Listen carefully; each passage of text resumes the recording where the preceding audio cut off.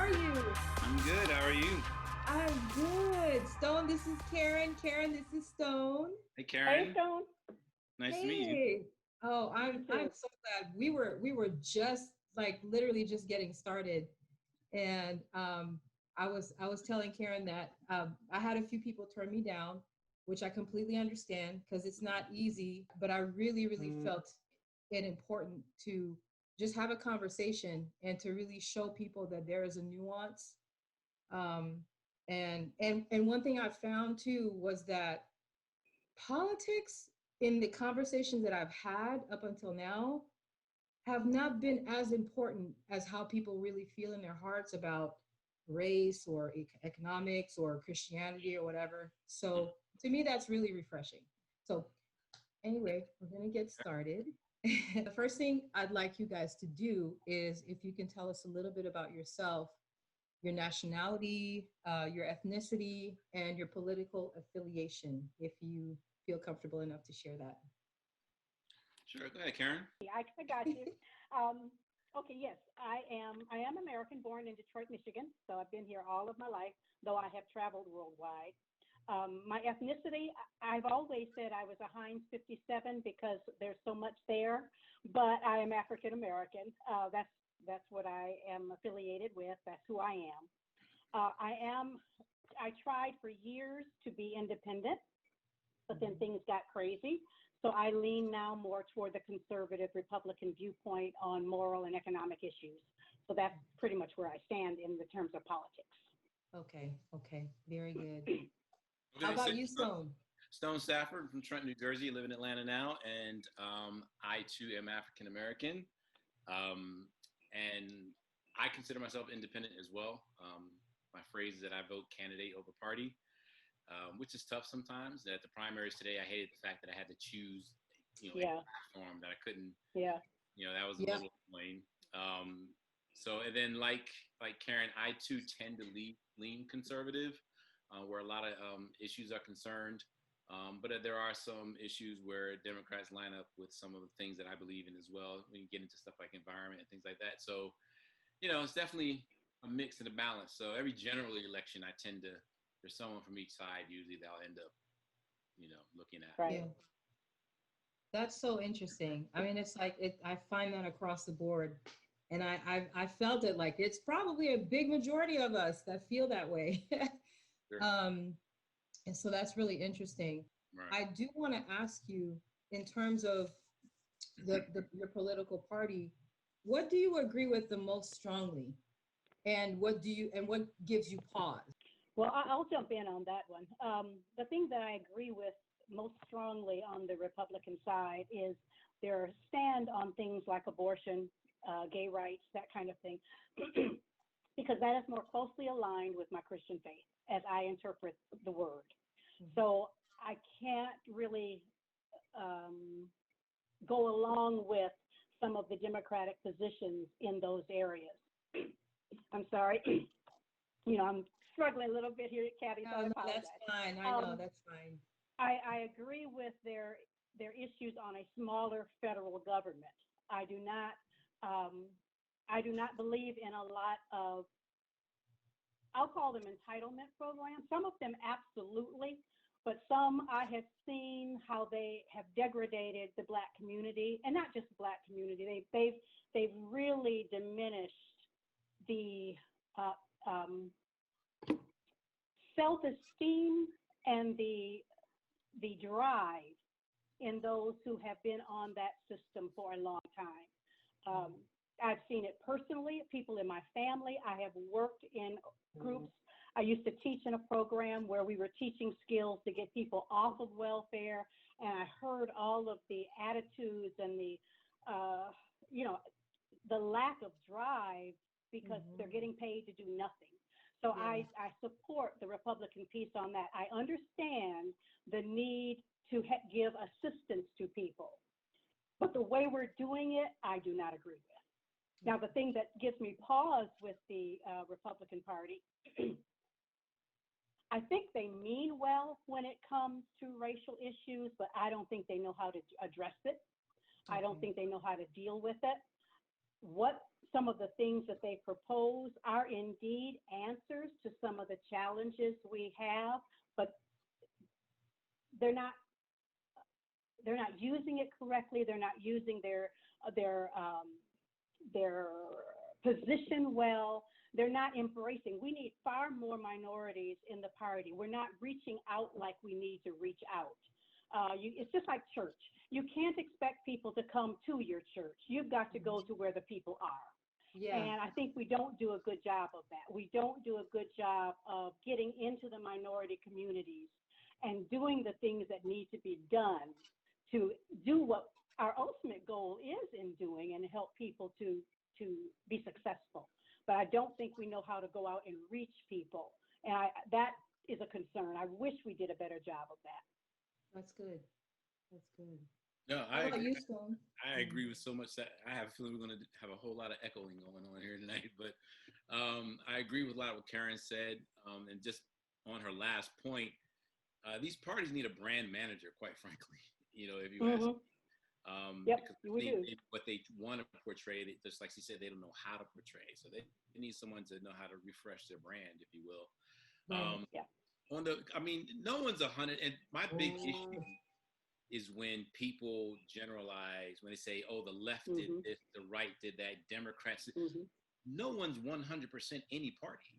If you think about it, I don't care who you ask, there are parts of the Republican platform that Democrats agree with, and then vice versa. So to lump anything that happens and call it a Democratic issue or Republican issue is already a false narrative right out of the gate. And that's the first paradigm I think we need to break just as people. It's just thinking that you have this undying loyalty to a party because everything the party does you agree with, because that's not true. Right.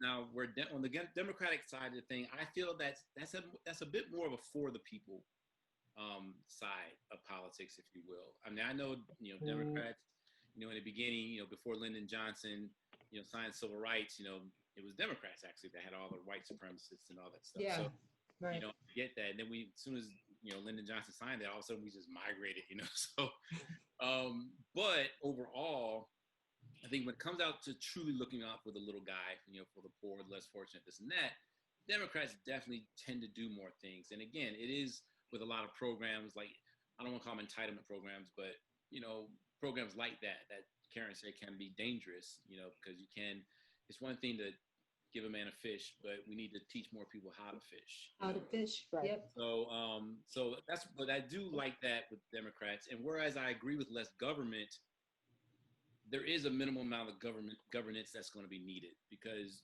in this country, we're so diverse. If everyone's walking around, and I hate this term so much, creating and living their own truth, it's a breeding ground for chaos. You know what I mean? So there has to be some kind of common ground of law and policy. So you can't, totally get rid of government, obviously. But also at the same time, you can't, this isn't a dictatorship. You can't have government too big, invading on everything. So it's definitely a balancing act that's needed. Where the Republicans are concerned, I think they focus too much on big business and on the capitalism side of things. A lot of decisions that are made are money driven at the end of the day. I mean, I even have my thoughts about these protests and stuff like that, but we won't quite go there. Maybe, I don't know. No, go, please. Please. But we need some truth out there. It's such a, and again, though, maybe there's brand management. Well, that's needed. Now, I mean, some of it is factual. I mean, honestly, it really is big business. And even if you go back to the day when the parties really kind of start, splitting this stuff, a lot of the Republican Party, a lot of their influential people were rich business owners. And they really started focusing on that as a party, and that became their brand. And so without even really learning anything, if you're just a lower or lower class person, you're automatically going to have something against the rich, as if all rich people are inherently evil, and they're not. But when many of your decisions are based on money, you can't, what do you say? You can't love God and mammon. You can't care for people and focus on your bottom line at the same time. I mean, I shouldn't say at the same time, but one of them is going to take precedence. Yeah. Right. And to me, people should always take precedence. But unfortunately, we do have a historical track record where Republicans are concerned, where money has taken precedence. So that's the big problem you're going to have, where that's concerned, for me personally. So those are the two big differences that I see in both parties, which is why I kind of go, back and forth on it. And Stone, I would agree with you. I think it's kind of saying the same thing. What you're saying in terms of the Republican Party being for big business, I also think that's part of the branding issue, because they have not done a good job of drilling down to explain how what happens here impacts what you're doing on a day-to-day life. We've just focused on what's happening here, but there is an impact. I mean, there is a definite economic impact. If corporate doesn't do well, we don't do well, but we haven't done a good job of marrying the two. And as you said, one of the first things I said years ago when I first really got more involved in politics, the first thing I said was the Republicans need a rebranding strategy, because what they're saying is correct, but they don't know how to say it. Right. They don't know how to convey it. Right. And I think they definitely need to brush up on their whole trickle-down economics, lessons as well. Because the bottom line, by default, we're obviously going to be affected because big business affects the economy as a whole. And if you live in this country, you're going to be affected by the economy. But it definitely does not trickle down effectively. When you look at companies like, even was it Gerber? Like something like Gerber or something like that, where you look at the CEO makes over 100 times the average worker. No. There's something wrong. Yeah. There is absolutely something wrong. You know what I mean? Right. And absolutely. that is something, but it's not ironic. You have to look at trends. So when you look at that, and then you look at all these wealthy people, and you're like, wow, 8 out of 10 are Republican. I mean, you have to ask yourself why. Right. Right. No, you're right. Trickle down economics. I know a lot of people who hear that may not understand what it means and how important it is for the economy. In your understanding of what it is, can you explain that just a little bit for people who are going to listen to this? So you done caught me out there. So the good thing about me is I'm humble enough to say I know what I don't know. So Sure. I understand the overall concept. Okay, yeah. Look, I am not that man who can break it down to you and explain it, but essentially what it is it's so funny too, because it is the dispensation of wealth. It is by concept, but it's not socialism. Right. There is a balance to it, and that's where where I'll say I'm not that professor who can break down what that balance is. But the overall concept is, as the rich do well and in their businesses, somehow affects. Like, for example, if you have a wealthy business, right? You don't avoid the lower income neighborhoods. In fact, you open up a good business in lower neighborhoods, and you bring the jobs into that neighborhood. Right. Now that neighborhood, they have opportunity. Like, that's how you trickle down the wealth, and you spread it into not just giving money away, but sure. Opportunities even. But the power to provide those opportunities lies with the wealthy and the powerful. Right. But they tend to keep it in a closed circle, and that's how everything gets screwed up. Okay. And you're exactly right. The theory of trickle down works, but it hasn't worked in practice because it's maintained at a certain level. Right. But the theory does work, and what you're exactly right. That's kind of what the opportunity zones are trying to do, is push that into the neighborhoods. And when we do that, then everybody wins. But we've got to get it from being held, like you said. I think there was also a pharmaceutical CEO that almost $500,000 a year for what? I mean, I believe in profit sharing. I was in a sales job where I earned commission and bonus. I like that. Don't get me wrong. But when you're charging $1,000 a pill for someone who's sick, and you're making 500, there's something wrong. I'm sorry. That's just wrong. So the theory of trickle down works. Right. So you done stepped on a soapbox for me, because one of the big arguments I get with this current president is, the feedback is, well, he's done more for Black people than any other president. And statistically, I don't really have an argument there. What he's done with the HBCUs is huge. But even look at the empowerment zones, right? Well, that's great, but then I'm like, who's owning those businesses though? If it's just still just white people owning the businesses, yeah, you're bringing them into black communities, but are you making sure you're hiring black workers? And is that money still being invested in that community though? So empowering that zone is great, but who's owning it? Like that's the whole thing. Like that's the problem. Is a lot of times we're being blocked from ownership. So there's one thing to do stuff for the black community, and there's another thing to be for the black community. And there's two totally different things. And they're trying to make it sound like because this president is doing all this stuff, he's for black people. It's business. Like you just said in the other breath that you like him because he's a businessman. But the problem is you can't have business without people. So you have to know how to deal with people. And we have a president who does not.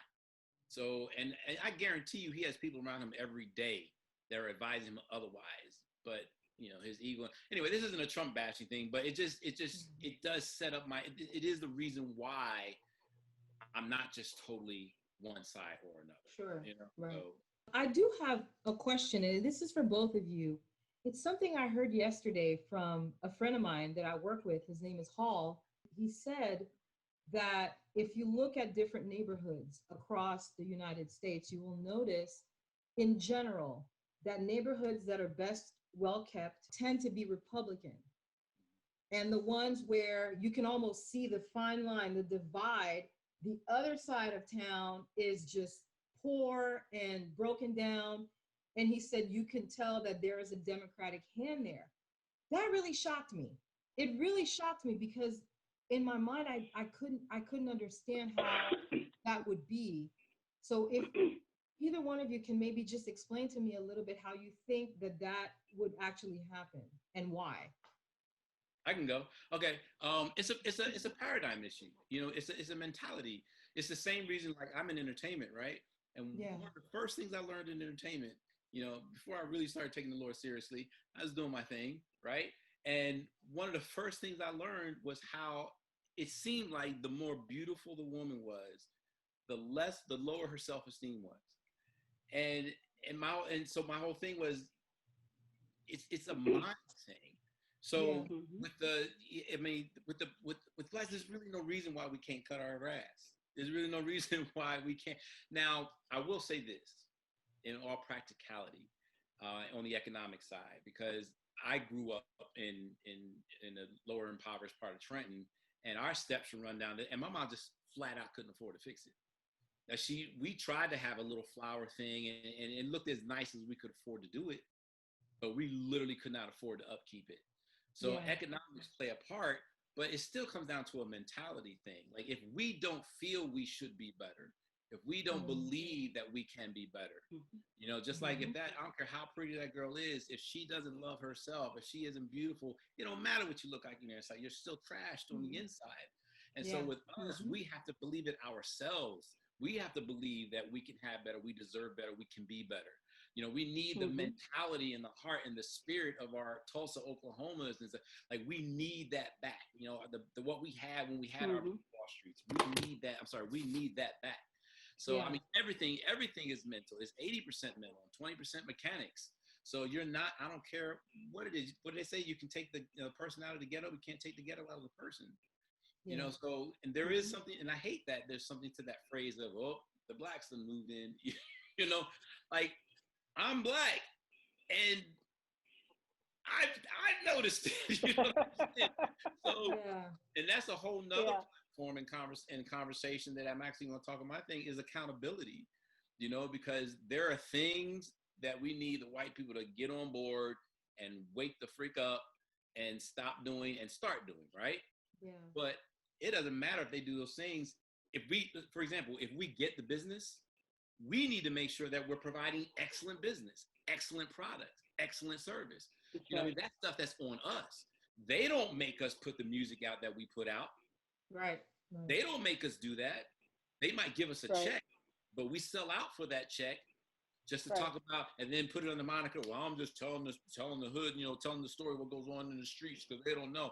Look, I grew up in the streets too, and I've made a beautiful living without telling that story not one single time.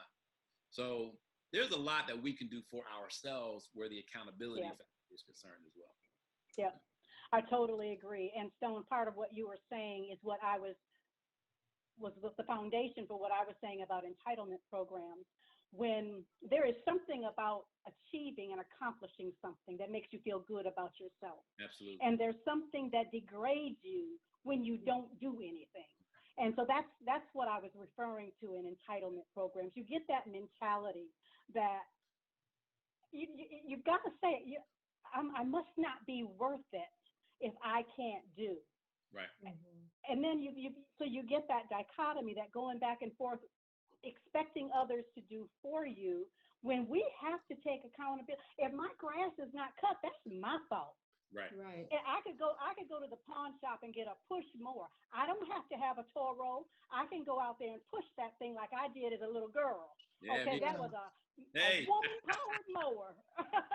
And I had to do it every weekend, okay?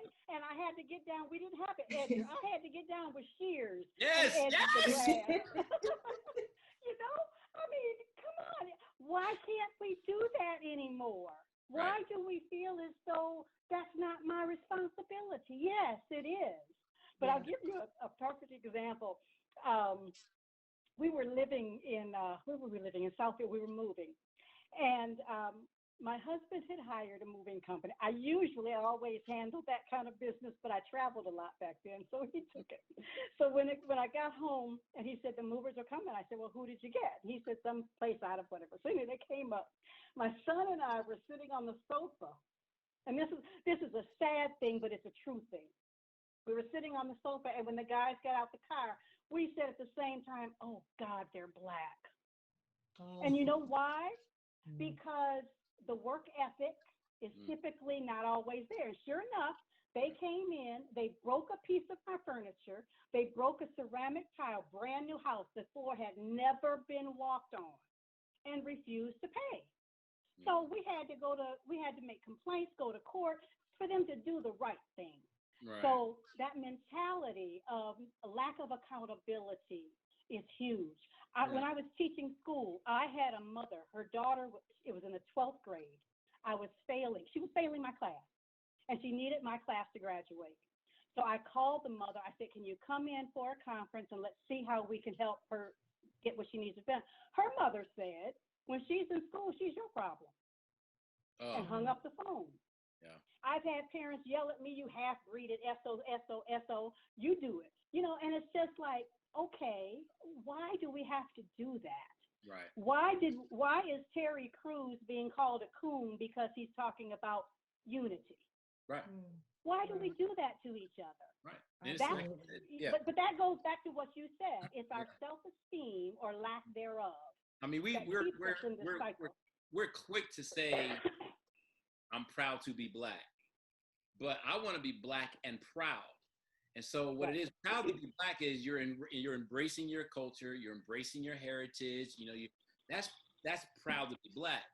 But black and proud means I am black and I take pride in my appearance, my work ethic, my education, my family, you understand what I'm saying? So we're not the black and proud part. We proud to be black, but we got to get to the black and proud. Right. Because that's the big difference. Right. We throw black excellence around, like, I like our BET. How you going to say black excellence and then have like Real Housewives or something like that on? Like, to me, that doesn't. Right. But the only one that can fix that is us. That's not a government fix. Yep. That's not a white man's fix. That's our fix. It is. Right. But we don't want to own it. Right. We've got to own it. Need Jesus. Ooh. Stone, a little bit. I shared with you a little bit about my background, so I'll go into it just a little bit. But it's always been tough for me in the sense that I lived in Canada. My parents are from Haiti, and I didn't know I was Black because that never came up as a kid. We're just playing with my friends and having fun, and then it was just little comments that were made at school that never really registered. I didn't think it was because of my skin. I just thought they didn't like me. So then fast forward, and then, now you had Obama who ran for president, and I saw all the hatred. At that point, I was living in Georgia, and I couldn't figure out why they hated him so much, mostly in terms of race, like the racial comments that they would make. And I was talking to a good friend of mine, Toya, and she kind of broke it down for me a little bit. And that even opened my eyes further. She said, Caribbeans and, Hispanics and stuff like that, when they came to the United States, they came willingly. But African Americans have always struggled with this identity issue where everything that they have in terms of culture, well, maybe not everything, but a lot of what they've had was from the white slave master. And so they've had to relearn a lot of things. They've had to break away from a lot of things. And so for me, it's a little bit tough because I've never, oh God, I hope I don't get people mad when I say this. I've never felt Black. I never knew that there was a feeling with being Right. Black. I never knew that, I would walk around and, oh, I'm Black, so I gotta watch, House Party, or I gotta like disco, I mean, know, no. No, it makes sense. So I mean, so it was very confusing, and now I'm starting to understand a lot of things. So it's a really wonderful awakening for me. I'm really enjoying it. It's bittersweet because it's really sad to see the things that people go through just because of the color of their skin. So I love everything you guys have said. Just the pride that you take in doing something in excellence. But to give you an example, I grew up. My mom used to always tell this story. When she was a kid, there was more racism in Detroit than well, it was probably more prominent. Anyway, she came home crying to her mother one day and said, "Mama, I got to work twice as hard just because I'm Negro." And my grandmother says, "Well, then work twice as hard. Because when you work twice as hard, you get twice as good. Yeah. And then you get into a position where you can change it." So she didn't allow her to have that mentality. And so it never, I mean, she's been, okay, then I'm going to do it. I'm going to fix you. I'm going to be twice as good as you. And so she took that, and that was ingrained in me as well, that you do things with excellence. And it's like what Jesus said, Satan came to him but found nothing in him. If I do things in excellence, then there's nothing you can find in me in terms of against my work and what I do. But if I'm not working in excellence, it's not because you're not mad at me because I'm Black. You're mad at me because I didn't do excellence. Right. Absolutely. I mean, I agree. And I was telling someone, I said, we need to remove ourselves from the equation. Stop giving them things to blame us for. I mean, and some things are going to go back to just the sin of man and human nature. So you're not going to eradicate everything. Because a lot of things they complain about Black people, we can find some hillbilly redneck, same thing. You know what I mean? So you're going to find things on both sides. But again, we're going to go back to branding, right? Go back to culture. Like, what are we known for? And that's what a brand is. What do people say about you when you're not in the room? And for us, what is it? And we feed into, we're mad at them for some of the things we feed into, which makes no sense. Yeah. Right? It makes no sense. Don't call me violent, but then I have a temper problem. I can't be mad at you. So there's just a ton of accountability there. And one thing I'm glad with my mom did is that she made sure I had a vision outside of Trenton, New Jersey. She did everything she could to give me a vision outside of Trenton. Because in Trenton, it was just drugs and just crime and, your typical, you're from Detroit, So it's just that. You know what I mean? But she fought to make sure, and I went to private, like boarding school all my life. And what I got from that is I learned how to speak two languages, between my people and their people. And I remember the first time I saw a mansion in grade school. I went to this place called American Boy Choir School, and I went to my friend's house and never saw a house with columns before. And as soon as I saw it, I said in my mind, I will never have less than a 3 or 4 bedroom home. And it stuck. And my very first home was a 4-bedroom home. You know what I mean? Because I never let go of that.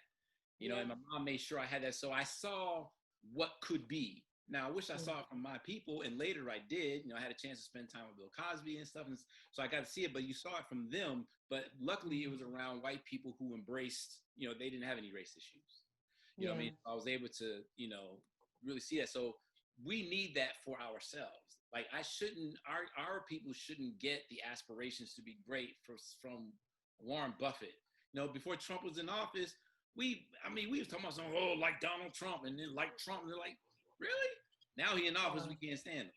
You know what I'm saying? So it's like we need our own people to do that for. But you can't have that for our own people when all I'm talking about is perp this and I'm lit this and I'm not even in my right mind to do anything, and yet I'm glorifying that. That's what we give each other to look up to. You know what I mean? So that part definitely has to change. Ooh, that was good. That was good. Let's talk a little bit about, there's a video that you shared, Stone, that was really, it was really powerful. The one about the little girl who's arguing with her parents. Everything we just talked about, we've agreed on everything pretty much. And we have a lot of people who agree with that. And then you have other people who will listen to this and say, well, what about this? And, what about the people that can't afford to cut their grass because they're overloaded with medical bills and their husband is on dialysis and blah, blah, all this stuff. A lot of things that people say, and I'm not saying to make excuses because in a lot of times it's legitimate. Can you guys talk about that a little bit? Like how do we get beyond that? Well, very first thing that I'm going to say is that hurting people hurt people. And when you find someone come back at you with a rebuttal, like a but this, but that, really what they're saying is, you're right. And I'm not happy with the fact that I know you're right, but I don't live that life. So they're going to rebut back to you. That's the way I see it. I'm not a psychologist or anything, but when you say that to people and they get offended, usually anyone that gets offended, they're trying to defend a position of theirs. Yeah. That's where offense comes from. They're trying to defend a position of theirs. And that offense is even worse when they're trying to defend it for whatever reason. Maybe they don't even know why they're defending it. And they're uncomfortable with the fact that they're like, I don't want to defend it, but this is just the way I am. Now we're angry. So it's an inside job. It is an inside job. So when people come back at me, with stuff like that, I'm like, yeah, all lives do matter. All lives do matter. I think you're 100% right. I said, but right now, in this circumstance, Black Lives Matter. If you were getting beaten down, your life matters. And I'll usually just, because you agree with them and then you relate to them. It's all relatability. And at the end of the day, not to sound kumbaya-ish, but we all three here know this is the truth. And at the end of the day, it's just love. Because, love pays no attention to a suffer wrong. Love is not paying attention to itself. Love is concerned with the other person. So, and all of this, that's what's missing. And so when that's what's missing, then that's what you feed them. If you're hungry and you need food, I'm not going to give you a pair of sneakers. I'm going to give you food. So I realize that, okay, you lacking some love in your life. Yeah. I ain't going to worry about being right. I'm going to love you where you are. See your point, explain why I understand it. Now we're here. Now you're going to hear what I have to say. And now I can go ahead and express, some knowledge. That's the way I deal with it. I totally agree. We have lost the art of conversation. Everybody is speaking to be heard, and no one is listening to understand. Everyone wants to be understood, but nobody wants to understand the other person's position. And as soon as we take a defensive position, some Facebook posts, I will make a simple comment, not racial. I had nothing to do with race. And the response came back, well, you're a racist, aren't you? And I'm just like, well, where did that come from? So we attack before we hear. So if I understand what your position is, I don't have to agree with it. I just have empathy. That's your position. That's your life. That's your testimony. I have nothing to say about that. Let me share mine. Let's see where we have common ground, and let's build on what we have in common. Because honestly, the emotions that we feel, rejection, betrayal, misused, misjudged, mistreated, everybody has those. They just come in different packages. Right. Okay, so let me understand how you feel betrayed. And then let me share how I deal with, and let's see how we can deal with that together. But we've lost the art of conversation. It's attack, attack, attack. And it's been that way for years. It's worse now, but it's been that way for a long time, quite frankly. But until I take the time to understand who you are, Stone, you and I can never do anything together. Right. And if all I'm doing is judging you by a word or phrase that you make, I've lost the entire essence of who you are. Right. that could bring value to my life if I allow you to, Right. by opening the door of conversation. And that's, I think, is one of the things that's most disheartening to me, because we don't dialogue. We just state our position, and there's no moving from that position. Yeah. And that's just not the way to get an answer. Yeah, it's Right. empathy. I mean, it's empathy. Like we break down Proverbs, it says wisdom is the principal thing, right? And all you get understanding. That's the whole thing. Like wisdom, knowledge. Well, wisdom is the ability to use your knowledge. But so we're still talking about knowledge. But if you don't have empathy, you don't know how to use that knowledge. So I can know about Black people all day long, but if I'm not empathetic or understand what you're dealing with, you're right. We can't have a conversation. You know, I'm only going to tell you what I know and what I think and what I feel, as opposed to hearing you, understanding, gaining that empathy, and then responding instead of reacting. Right. I agree with you. That's exactly what's and that's what that young girl. See, I could never understand. And my son has told me, he says, "Ma, you don't know how many times I was pulled over just because I was black while driving." What do you call that? Black BWD something. Anyway, right. Black while driving. I can't understand that. I've never experienced that, but I can't refute the fact that you've experienced it. Right. And that's where we have to understand.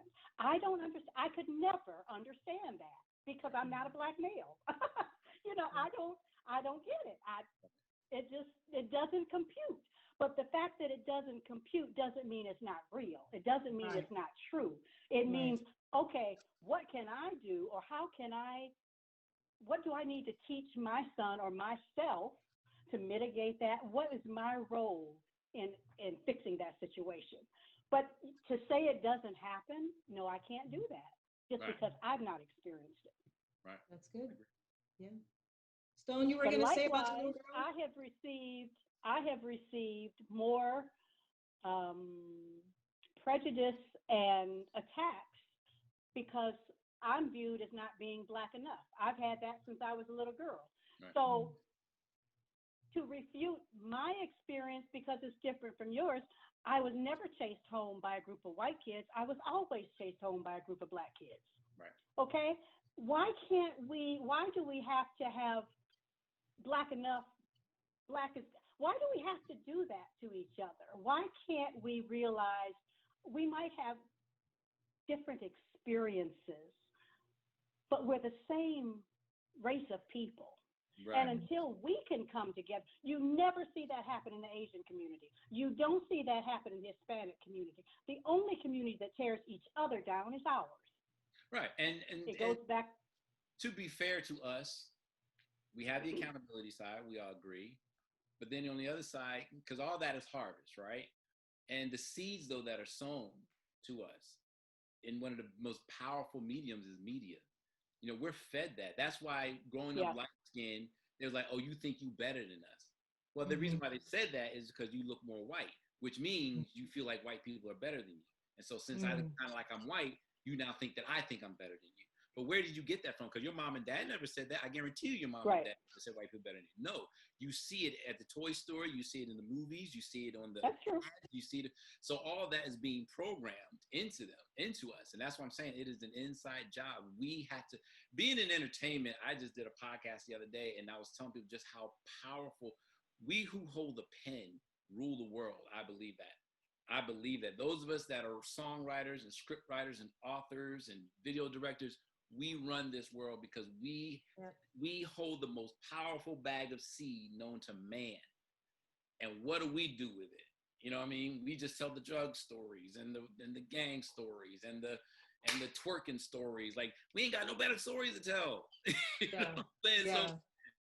So when we do get like a hidden thing out there, thank God for that, you know, and the other great movies and stuff, but we need to do that more. That needs to be more of the norm as opposed to the Boys in the Hood and this and that. I have to balance it. Those movies are important. Yeah. Without that, some of young America literally wouldn't know what goes on, you know, on our neck of the woods. But we don't back it up. It just looks like we doing that crap to ourselves. You know what I mean? So, and of course, if you get behind the history behind it and stuff, now the movie's not entertaining. So, you know, so it gets crazy like that. But you'll always hear me say it's an inside job. You know, we just have to change our mindset. We really, really do. And it starts with us. It starts with us. Absolutely. We are our own worst enemy. Well, I don't know if you remember. You guys are too young to remember this. This goes way before you. But there was a comic strip called Little Abner, and there was this character in Little Abner called Pogo, and Pogo was an alligator. And he once said this phrase that was so insightful. He said, "We have met the enemy, and he is us." In other words, we are our own worst enemy. But it goes back to what you said, Stone. It's what we do in here and in here that will determine who we are here. Dr. Miles Monroe said, if you don't know the purpose of a thing, abuse is inevitable. We don't know our purpose, and therefore abuse is inevitable. That's wow. Yeah. That's awesome. That's awesome. I might send an offering for that one. Let me ask you guys this too. So, what do you think about the fact that we have people like Derek Chauvin, the officer who held George Floyd down for, I think it was 9 minutes, and he's being held down and he keeps saying, "I can't breathe." And the officer is kneeling on his neck. And you have 3 other officers who are walking around being yelled at from the crowd, telling them, "Get this guy off of him." And they do nothing. In my mind, like Kaepernick, he was my hero in the sense that I appreciated the fact that initially, I think he was just not putting his hand on his heart. And then his good friend told him, in respect for to the veterans, he should kneel. And he started doing that. So now everybody's looking at him and saying, well, he was protesting peacefully, but he lost his job. He lost almost everything. And now we're looking at him and saying, well, this is what happens when you protest peacefully. So now we're going to riot. Right. So what do you guys think about that? It's the reason I equate it to, well, first with the officer standing by, few things on that I found. One, so you had an officer holding his legs, officer on his back, you had the officer on his neck, and then you had towel or the other officer standing there. Yeah. 2 of the officers, one officer, it was literally his 3rd day on the job. And the other one, he was on there for a week. The guy that, I haven't even committed his name to my memory, but the officer that murdered George, he was the lead officer. And so that shed a different light to me, because we're quick to say what we would do until we're in that situation. Yeah. And let's just say, I don't know if it's their case, but let's just say I've always wanted to be a cop all my life. Now I get a chance to be a cop. Typically, you have that whole, I'm gonna make a difference, I'm gonna be the best cop, this is my boss, I'm gonna impress him. Now your boss is literally killing someone, and you see it. As a matter of fact, the guy that was holding George's knee said, shouldn't we flip him on his side? And what's his name? David? Chauvin. Chauvin. And Chauvin said no. So you can tell it bothered him. But this is your boss. Yeah. And so it's like, well, I mean, if I tell my boss what to do, I'm not gonna get fired. So for them, I'm not making excuses for them, but I get it. And I am going to say I get it. I get what was going through your head, and some people react differently to some things. To me, if I see someone hurt, I don't understand how someone can freeze and be like, somebody help them. I'm like, help them, but not everyone reacts the same way, So when you have 2 guys and this is your 3rd day on the job, you're probably not going to be that quick to be insolent against your boss. Mm-hmm. I get that part. The dude standing there, I ain't got nothing to say about that. Now, on the rioting part, I equate it to spanking. Now, I believe in spanking. I don't believe in beating. And there's a difference. Beating to me is done out of anger. It's done out to express your disappointment. To me, a spanking is supposed to be a corrective. Get your attention. Thank you. Yeah, I'm my brain fart for the word I'm trying to think of right now. But yeah, to keep you from doing something, right? Mm-hmm. So with all my nieces, nephews, godkids, and stuff like that, I talk to them first. I explain things first. But if I'm telling them something and they need to get it now, either to preserve their life, their health, literally their future. So I don't have time to break it down. I don't have time for you to try it and learn the lesson. No, you have to get it right now. Whether they're getting swats across the backside. I call it shock and awe, because I don't like to do it long. I like it short but memorable. You know what I mean? but that's what the spanking is. And oftentimes it's effective. Now, we won't get into the whole thing. You have to know your child, because spanking is different. Different methods. But that's where the rioting is. And it goes to your point, is we sat on the buses, we sat in the restaurants, we sat on the government buildings, we watched, we marched, we've made movies, we made documentaries, we've had meetings, and you're not hearing us. You know what I'm saying? Yeah. So, and there's a whole lot that goes into the rioting as well. So after a while, it's kind of like, okay, we need to get your attention. And okay. So I don't condone it, but I fully understand. I like that. And see, I have a little different experience because I lived through the 1967 riots in Detroit. I lived when the military came down and were driving tanks down the street a block from my house. I lived where my dad had to sleep out on the porch all night with a shotgun to keep the rioters from coming to my house. So my perspective is different, okay? My perspective is that is all you do in that situation is hurt the innocent, because all of the people whose businesses were lost, they weren't the corporate Americas. They weren't the ones that were responsible for this. They were mom and pops like you and me, a beauty salon, a candy store. They weren't your enemy, but they lost their life savings, and some of them lost their life. So I understand wanting to get attention, and I hear you. But because of what I have experienced, that is not, that ain't the way to do it. Yeah, and I just talked to some kids, because I didn't go down to the protests and stuff like that. Not that I didn't support, but for me, that wasn't my language. Instead, I got on Zoom with 12 kids and we talked. You know what I mean? So that was my way of, because to me, they're the ones that's going to make the difference anyway. I do want to be clear that I don't condone it. Oh, I heard you. Yeah, and I told them too, it's not productive. I said it's not productive. So just because I understand it, it's not productive. You know what I mean? So it's not the way to do it. And here's the other reason why I'm against the whole rioting and looting thing too, because that is an emotional response. And emotions fade like the wind. The reason why I like the peaceful stuff is it is thought out. You literally have to get your mind there. You'll always hear me go back to the mind, always.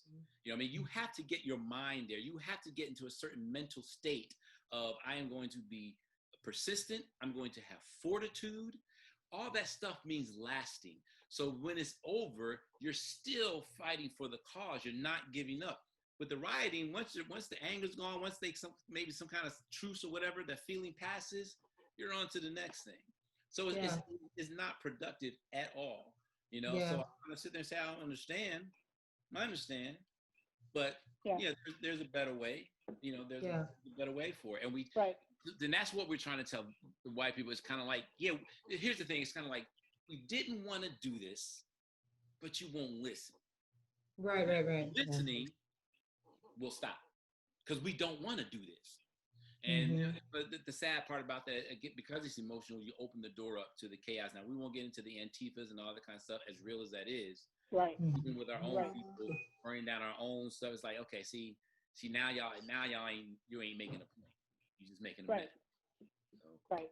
And see, Stone, I think that the message was upended by the action. The action wasn't necessarily the people that were protesting. I do believe there were outside forces that agitated and caused much more disruption and destruction than the protesters would have ever done. 100%. And there's a difference between protesting and rioting. But once those groups come in, and you saw them, I mean, you could tell who they were in the clips. Once they come in and stir the pot and do the massive destruction, then the whole message is lost. And the message does need to be heard. That's an excellent point, Karen, because I was talking my session on Monday, the young man I was talking to, he kept going back to that in terms of not muddling the message. He was saying it's kind of like a couple that's arguing, like you're arguing with your husband and you're arguing about this one thing, but then you say, well, you didn't take out the trash last week and you didn't do this. And so he's like, wait, what are we arguing about now? Like, so I feel like that's kind of what it does.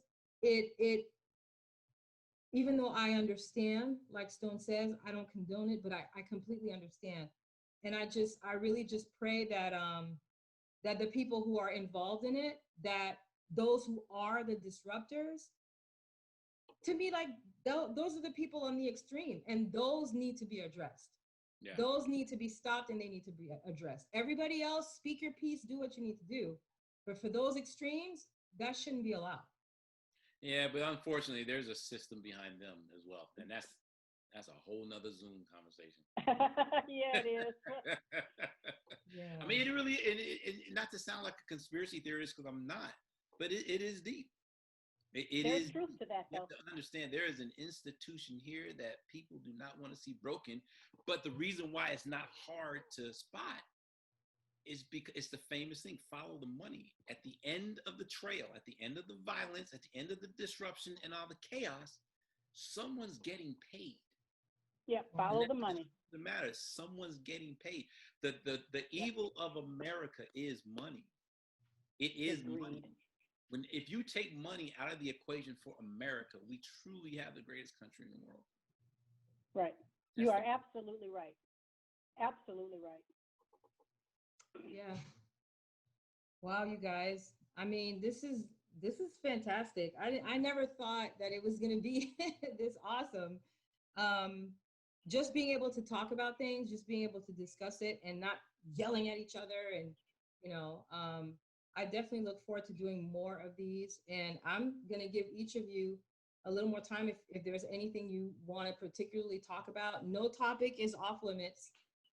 Anything that you might have seen online that you were just like, that's a load of BS, and you just want to address it. Like, Stone, if you want to start, so I know you address stuff like all the time. I So, mean, I don't know where this is going, and we'll see and stuff like that. So, I'll take it. The three things I always want, the three things right now that I want people to understand the most are three things. One, in regards to Colin kneeling, is, and I put a post up about this already, so is that we're talking about two sides of the same coin or same flag. Like if I have a quarter, I Mm-hmm. can't just tell you about the head. If I'm going to tell you about the quarter, I have to talk about the tail as well. Mm-hmm. And yeah, with the flag, that flag represents so many great things about this country, yeah, from our Mm-hmm. freedoms to our liberties, our Constitution, just to the diversity of our culture. Literally, I can go on and on and on about the great things of this country. But yeah. that's just one side of that flag that flag Mhm. represents. That flag also represents a country that was born from stealing and murdering from people, a country that was born from having discrimination against minorities, a country that's literally run and profits off of its citizens being in debt and being sick. That flag represents that same country. But the people that have a problem with the kneeling and stuff, they get stuck on the great things of it. And they don't want to pay attention. And you can't pick and choose because it's one flag and one country. And Colin simply said, well, I'll tell you what, I could run across this field and make a big hoorah and disrupt it, but I won't do that. I'm gonna come over here to the side. And it's actually almost like we were saying, he actually consulted a Marine vet first and said, this is what I plan to do, take a knee. And he said he wanted to do something else. And the vet said it would be more polite if you just take a knee. So Yeah. he literally wasn't trying to be disrespectful, and then went off to the side to do it. Do you understand what I'm saying? But no one wants to see that side of the country that very same flag represents. Yeah, we're hooping and huffing about the vets now. You didn't do that when they came home years ago. You spit on them. The Yeah. same flag, the same country. So you have to be able to have both sides, which segues to my second point I want to share with people is just with our president. Honestly, as much as I loathe him as a man, right? Not judging, we all have areas we're growing, but I loathe him as a man. But I think he's a necessary evil. I think he's a necessary cold. He needed to shake things up. We were getting into the whole business and politics as usual, accepting things we shouldn't be accepting. And he came in, and I do agree. He tells it like it is, and all this kind of stuff. Where I feel faults is he shoots his own self in the foot, Right. and he muddles. Talk about muddling down a message. He muddles down his own message. If you can just get off of Twitter, make your point, and then come off. and let someone else respond if you're too thin-skinned to respond. Let someone else respond for you if you don't know how to take criticism. But he doesn't, and he's too egotistical and narcissistic for that. So let's just take the whole fake news thing. We all know that news is slanted and slighted and biased, you know, either left or right or whatever, you know. But so when he says fake news, inside I agree. I just hate the term simply because he coined it. Why? Why? Because of all the other nonsense. Why are you on Twitter teasing and condone and reprimanding a woman about her period, for Pete's sake? Are you kidding me right now? Right. You know, why are you calling people names like you're in the second grade? You are the leader of the free world having second grade arguments. You see what I'm saying? So whatever it is you just said, as much sense as it may make, you totally undid it with your insecurities and immaturity. That's where that's where he fails. You know what I mean? That's where he fails. And then lastly, just the whole, honestly, I feel outside of whatever bigger agenda is going on behind all this thing, I think we're sleeping on this whole LGBT thing. I'm not going to get into this. There's a bigger, more sinister thing there going on. But our micro accountability, I call it micro accountability because, you know, I just met you guys. But even though you might think I'm nice, I think you're cool. You know, Karen, I can say, Karen, you need to do this. You might be like, all right, first of all, I like you, Stone, but I don't know you like that. You know what I'm saying? But if maybe pick anyone, your auntie or anyone you know whom you respect, calls you out on something, you're more than likely going to pay more attention to it. And that's where we are. And that's especially where our white brothers and sisters, which it seems like they're doing.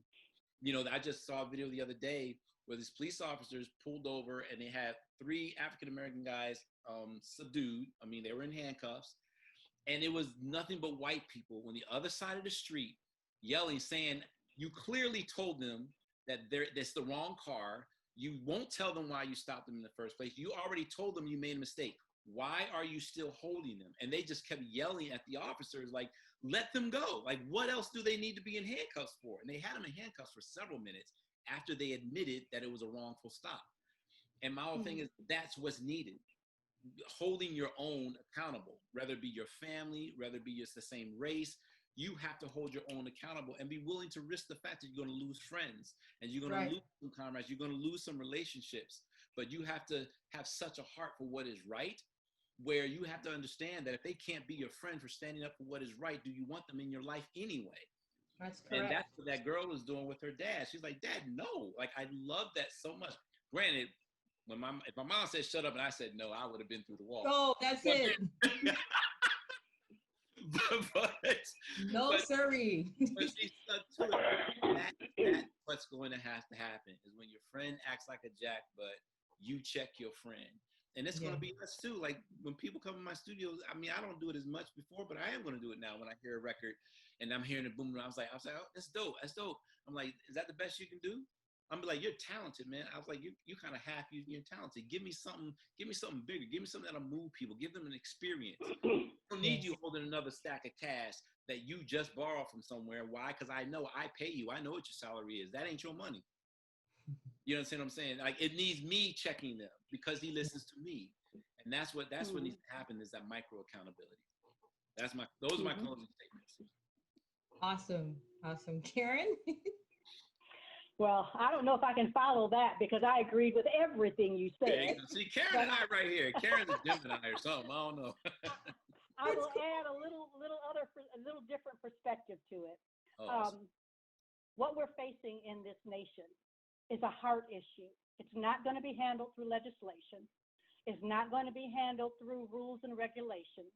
It's not going to be handled until we each individually, collectively, and nationally deal with the heart issue.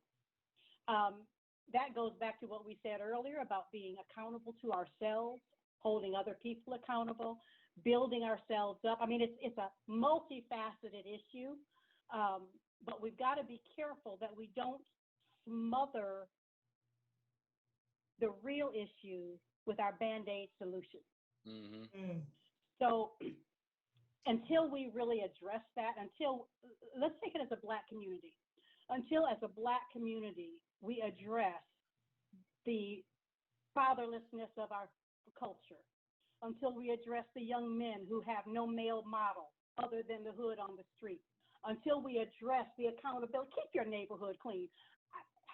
Anyway, till we address those kinds of things, we can't demand respect because we're showing we have none. Right. For ourselves. I don't respect you if you have none. If you don't respect yourself, I don't have a need to respect you. I mean, that's just human nature. So we have to address that issue. How we do that, it's going to start small. It's not going to be something that comes down. It's something we have to do up. What you were saying in terms of President Trump, I so wholeheartedly agree. I think he is the absolute right man for most of his policies, his economics. But my golly, he makes me twinge with his tweets and his calling people names, and it's so unnecessary. On the one hand, I kind of get it, because if you look at the news, he's done nothing right in 4 years. The only way he gets his message out is when he tweets. I just wish he'd strip off all that other nonsense and just talk about what's been accomplished. But anyway, and I do believe our economy is going to bounce back. I do believe we're going to get through this and we'll be stronger than we were. But we've got to make the decision that we're not just going to squall this storm, we're going to deal with the issue. Excuse me. And then I guess I would say lastly, in all the things that we face as a nation, it goes back to something that you had said earlier, Stone. We've got to follow the money. The real root of the evil of most of what's in the United States is greed. Yeah. Slavery started as a result of greed. Slavery was not a racial issue when it started. Nope. Everything that we have in terms of the ills of society, you can trace it back to greed. Yeah. But that's a hard issue. That's what I'm saying. That's a hard issue. And that's what we've got to start addressing in some kind of way. Again, I don't have the answer for how to do that, but I give you interesting. I put a post on Facebook earlier this afternoon, and I said, okay, we've all talked about the problem. What do you see as some of the solutions? I was amazed at some of the responses people gave, and I gave them rules. I said, you can't call people names, you can't cuss, you can't. We're just talking solutions. But I'm telling you, some of the responses was like, we need to get this to Washington some kind of way, because they were so insightful, because they came from the people that lived it. And we've got to learn to recognize and honor those voices. But still, until we pull out the plug of greed, we'll have a lot of Band-Aids, but we still won't have a cure.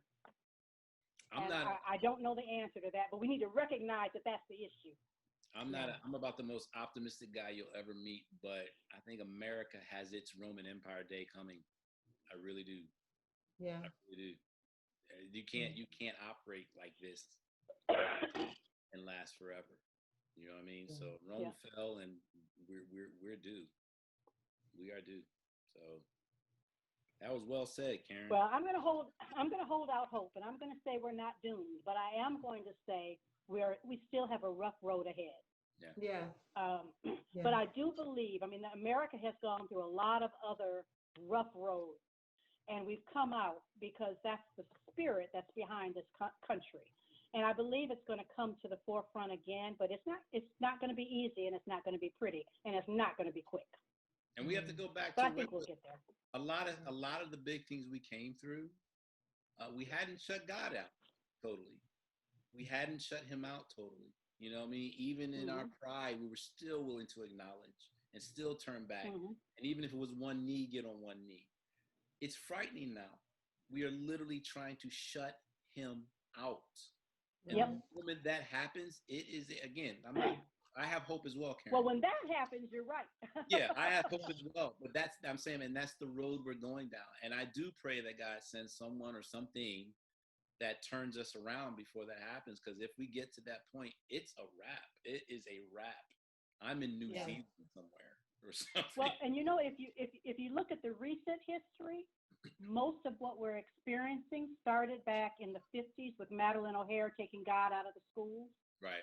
If you trace the turmoil in our current culture, I guess you could say, it goes back to when we first started pulling him out of everything that we did. And now, recently, it got to the point where you couldn't even pray at a graduation, or it got ridiculous. But yeah, you're absolutely right, Stone. We got to put him back. It is a spiritual problem. Until we come to grips with that, it'll just be like this. Yeah. Well, I mean, ultimately, that's why I'm doing this, because I feel like as believers, it comes back to us to speak truth and to let the Holy Spirit, just permeate wherever we go, and so that's my commitment. I will admit, like there were times where I was so plugged in that I would get mad at this and mad at that and just, want to like keyboard wars, on Facebook, Instagram, and things like that. And then when it started affecting me physically, I realized that I had to really like start unplugging and start meditating and spending time in prayer and just, really trying to hear from him what it is that he really wanted for me to do personally. So Stone, you said it as far as the pen, I want to write music. I want to do this. I want to love people. I don't care if you're Democrat, Republican, whatever it is.